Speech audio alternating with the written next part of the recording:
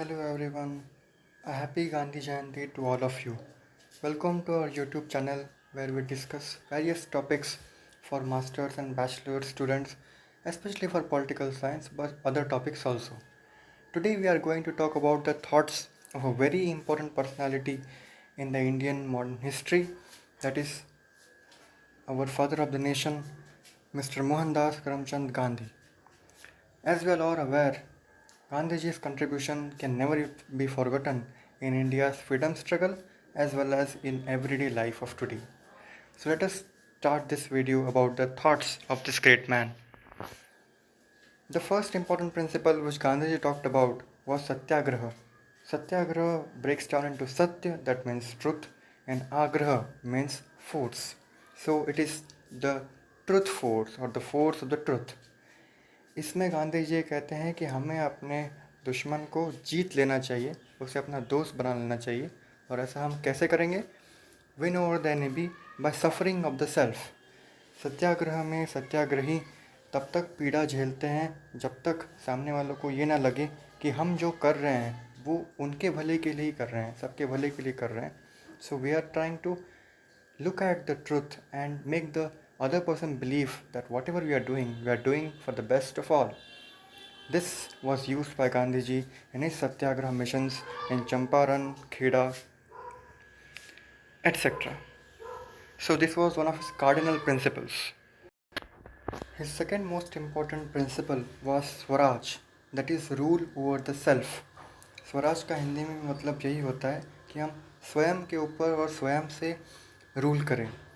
तो इसका गांधी जी ने बहुत ही विस्तृत और एक्सपेंडेड मीनिंग बताया है अलग अलग डायमेंशंस में।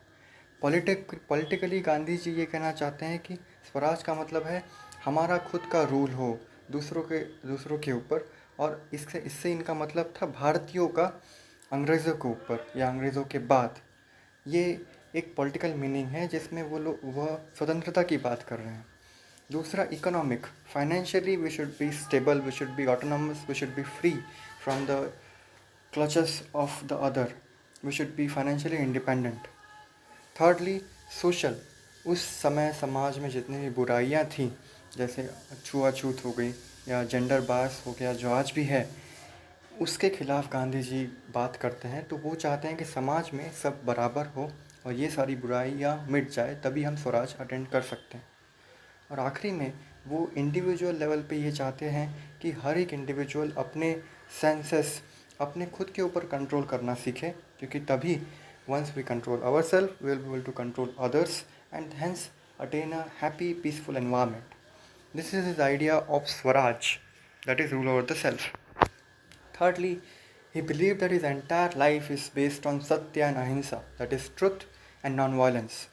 तो वो कहते हैं कि अगर हमें स्वतंत्रता चाहिए, फ्रीडम चाहिए, तो हम वायलेंस का यूज़ ना करके पीस का यूज़ करें, नॉन वायलेंस का यूज़ करें। क्योंकि यदि हम वायलेंस का यूज़ करेंगे, हिंसा का यूज़ करेंगे, तो फ्रीडम के बाद भी ये वायलेंस बनी रहेगी। तो वो चाहते हैं कि हमारा जो मीन्स है जिससे हम स्वतंत्रता अटेन करेंगे, वो भी उतना ही प्योर होना चाहिए जितना कि स्वतंत्रता खुद है। इसका उन्होंने उपयोग किया था नॉन कॉपरेशन मूवमेंट में और सिविल डिसोबीडियंस मूवमेंट में। लेकिन वो यह भी कहते हैं कि यदि हम कुछ गलत होते हुए देख रहे हैं तो हमें इस बहाने से चुप नहीं रहना चाहिए कि हम अहिंसावादी हैं। उस समय हिंसा का प्रयोग करना वो जस्टिफाइड मानते थे। तो वो ये कहते हैं कि डरपोक बनने से अच्छा है कि आप वायलेंस का यूज़ करें। फोर्थ है resentment towards modernity and machinery. तो अपने किताब हिंद स्वराज में वो ये कहते हैं कि उनके हिसाब से मॉडर्निटी जो है वो एनवायरनमेंट को नुकसानदायी है, क्योंकि इंडस्ट्रियलाइजेशन से इकोलॉजी को बहुत नुकसान होता है। सोशल हार्मनी से उनका मतलब है कि इस रेस में, एक दौड़ भाग में कि हाँ कौन सबसे बड़ा है, इसमें हम मानवता भूल जाते हैं और इसी कारण हम स्वतंत्र नहीं रह पाते, हम बंध जाते हैं। जैसे मार्क्स भी कहते हैं, हम बंध जाते हैं मॉडर्निटी के क्लचेस में। और मशीनरी को लेके, मशीन्स को लेके Gandhi ji said that small machines are important for everyday life, but all those big machineries which replace humans from employment and make them unemployed, बेरोज़गारी बढ़ाता है, इसी कारण वो बड़ी मशीनरियों के विरोध में थे। And a very important point which is often overlooked is state and education by Gandhiji.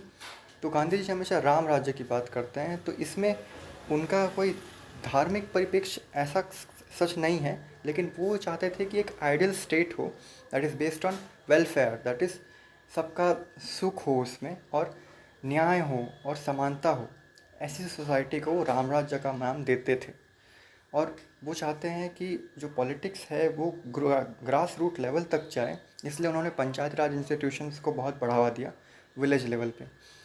वो चाहते थे कि पूरा समाज, पूरा जो गवर्नेंस है वो एक समुद्र की तरह हो, ओशन की तरह हो, महासमुद्र की तरह, जिसमें छोटी छोटी बूंद जैसे विलेज भी इम्पोर्टेंट रोल प्ले करें।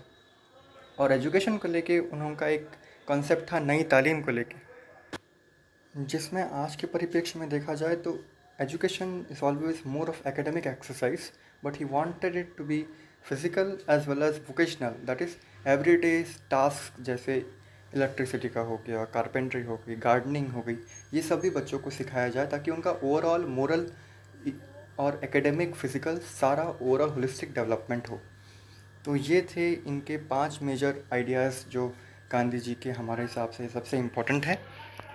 So thank you very much for watching this video, and please comment for all the different topics which you want us to make videos on.